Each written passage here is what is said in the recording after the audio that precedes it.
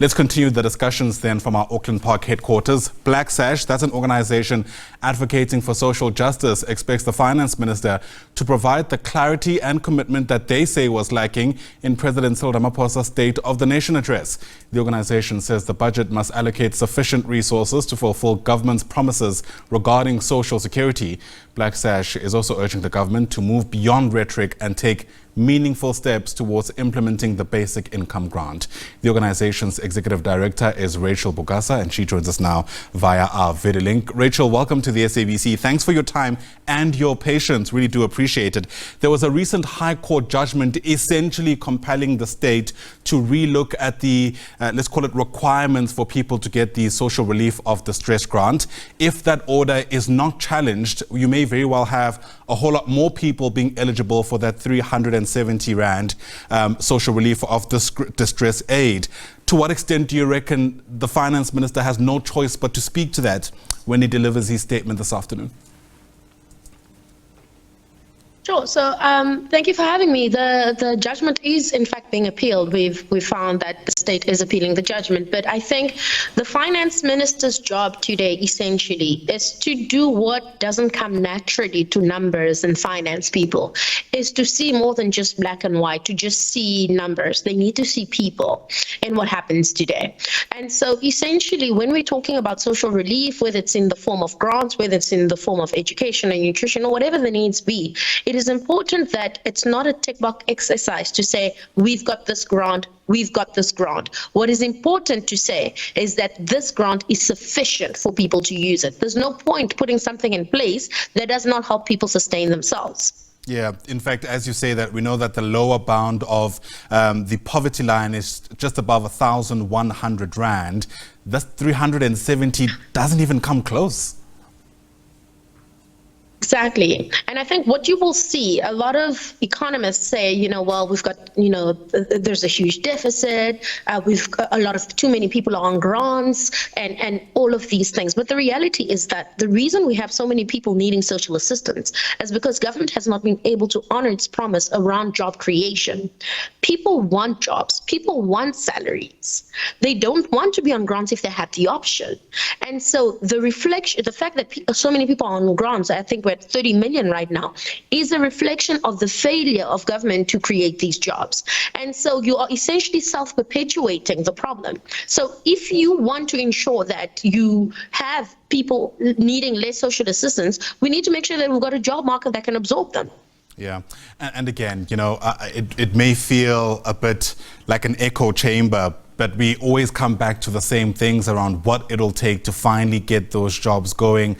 The refrain, as I mentioned earlier, is economic reforms. What does that look like for the Black SASH? Look, it's one, making sure that whatever social assistance is in place is to ensure that it's at the food poverty line at least. Even when we're talking about a child support grant, for example, when we're dealing with a minor, it's got to be enough to make sure that the minor can eat from the 1st to the 30th. If you can't do that, then what reforms are we talking about? And what we see a lot in governments, a lot of rhetoric. Look, there's been some great areas of where they've done some great things. But I think a lot of it is just talking with very little political will to move to where it needs to move. You will see what government, particularly Treasury, does, and the Finance Minister, is try to pit one right against the other. So if you want education, well, then maybe you can't afford health. If you want a basic income support grant, well, then maybe you can't get an SRD grant.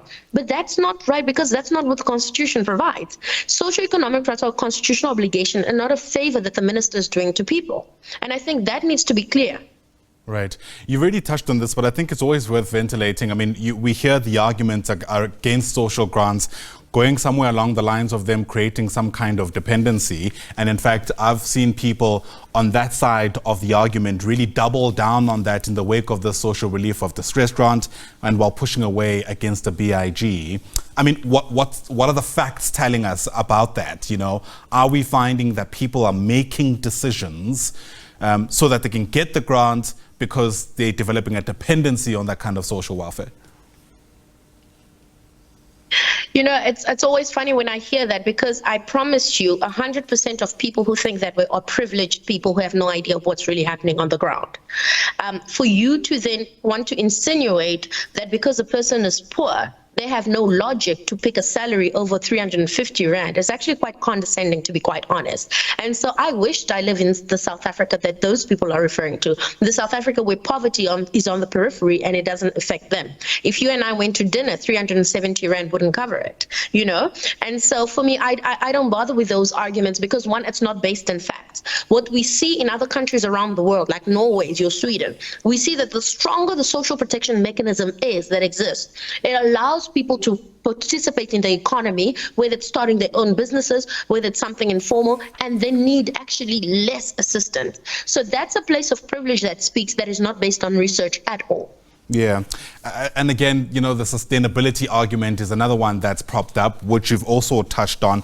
How much longer can this keep going before, of course, the state has to do something about that? And I wonder, Rachel, as you answer that question, whether you could speak to us about the economic spin-offs of having people on this kind of social welfare, especially because the feeling I'm getting from you is that even though there is this kind of assistance, sometimes it doesn't go far enough. And so one has to wonder to what extent these individuals, the recipients of the grants, are meaningful participants in the economy. Yeah, so exactly that, right? Because the social support structure is not sufficient, it does not enable people to be able to take part meaningfully in the economy. What we see in other countries, we're not even talking your Norways, just other countries that have stable social security systems, is that when the income from a state-sanctioned program, whether it's an SRD grant or basic income support grant, is sufficient, what happens is that someone covers the bare minimum, housing, shelter, food, and then that person is able to go and start businesses. The person is able to go pay a taxi, go print a CV, go around dropping CVs in different places, pay for an internet cafe, and be able to submit CVs online from that income, right? And so that economic participation cannot happen for someone who has nothing. And in fact, research shows the complete opposite. People who feel properly supported by social security systems are able to get out more and really leave that system rather than the opposite. So I think it really is just people just thumb-sucking this whole dependency argument. If we are to hear of a basic income grant today, I wonder where you reckon it should be placed. And again, just for the benefit of our viewer, the lower bound of the poverty line is at 1,109.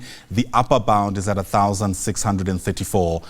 I don't see a meaningful BIG being outside, at least below the lower bound, so to speak. You know, and I think that's the questions we've got to ask. What, in fact, we see is that there's a pitting of, well, if you want these interventions to be meaningful, then we're going to increase tax. What that does, it pits the middle class person against the person on the ground, because now the middle class person feels like, oh, now I'm going to carry the burden for you in order to do this. And that's a really dangerous rhetoric that is going on. So where we pitch it, it has to be at the bare minimum of the food poverty line, which is, I think, 720. I stand to be corrected at this moment, but essentially the food poverty line ensures that forget everything else, forget any forms of comfort. It's just the amount of money you need not to starve for the month. And I think that is not asking for too much. Sure. The number I have is 796, so about 800 Rand might be that food poverty line. And I guess we'll see whether or not that will be forthcoming when the Finance Minister finally delivers his statement at 2 p.m. For now, Rachel, thanks very much indeed for weighing in. Appreciate the time and the insights. Rachel Bukasa is the Executive Director of the Black SASH.